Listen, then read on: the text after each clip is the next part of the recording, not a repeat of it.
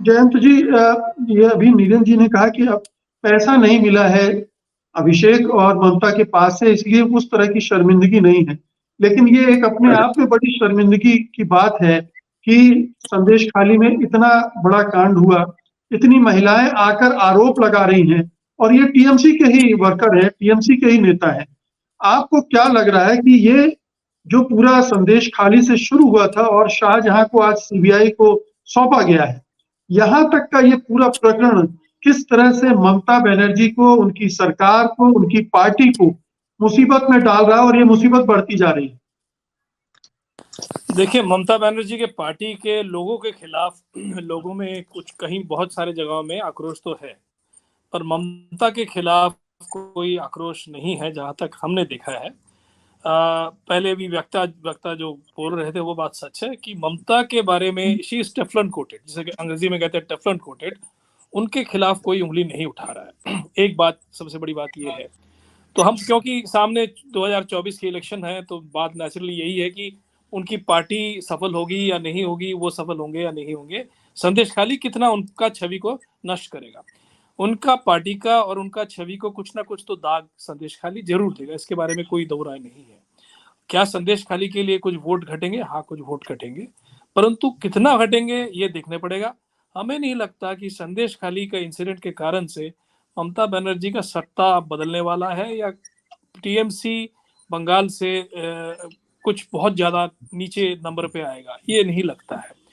असलियत तो ये है कि 2021 की जो स्टेट असेंबली इलेक्शन है, उसको अगर आप देखें, उसके अंदाज देखें, तो बीजेपी जो 18 सीट मिला था उनको 2019 में, वो शायद ना मिले इस बार।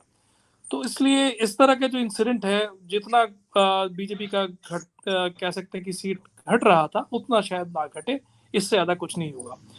क्यों मैं कह रहा हूं कि 2024 का लड़ाई में बीजेपी की सीट नहीं आएंगे? इसलिए क्योंकि 2019 में बहुत सारे सीपीएम के जो समर्थक थे, जो वो लोग बीजेपी को वोट दिए थे ये सोच के कि सीपीएम का कोई बहुत ज्यादा चांस नहीं है जीतने का, और दूसरा उनको प्रोटेक्शन चाहिए था। रूरल बंगाल की पॉलिटिक्स बराबर बहुत ही ज्यादा वायलेंट रही है, आज की बात नहीं है, 1930 साल से 20 साल से चल रहा है। अगर आपको ध्यान हो, एक जमाने में मेदिनीपुर में कोई डिस्ट्रिक्ट मजिस्ट्रेट जाने के लिए तैयार नहीं था अंग्रेजों के वक्त में, क्योंकि इतना वायलेंस होती थी। That violence was against British.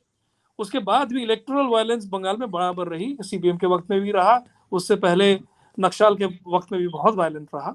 तो ये बहुत बड़ी नई चीज नहीं है। जो नई चीज है वो है ये औरतों पे जो जाती हुई है, जिसके बारे में केस चल रहे हैं, और जिसके लिए एक्चुअली शाहजहां से भी ज्यादा उनके जो समर्थक थे, दो उनके लेफ्ट और राइट हैंड थे, उनको जो अरेस्ट किया गया, उनके खिलाफ ज्यादा संगीन कह सकते हैं आप केसेस हैं।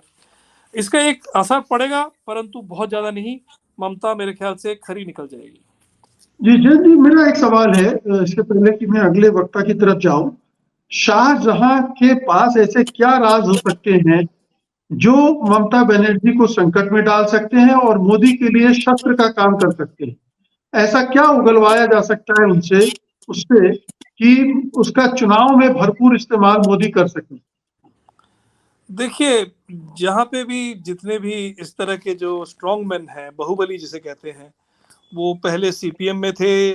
शाहजहां साहब पहले सीपीएम में थे और वहीं से वो टीएमसी में आए हैं। सीपीएम कहती है कि हमारे जितनी हमारा यहाँ पे तालाब में जितने मछलियाँ थोड़े हमारे लायक नहीं थे, वो चले गए हैं। जो वो जैसे भी हो, अब जरूर कुछ ना कुछ उनका खिलाफ कुछ ना कुछ निकलेगा शायद, अगर बातचीत करे सीबीआई के साथ, उनकी एक एग्जामिनेशन हो। पर क्या उसका असर ममता तक, क्या वो उंगली ममता तक ले जा पाएगी, ये आज तक अभी तक हुआ नहीं है।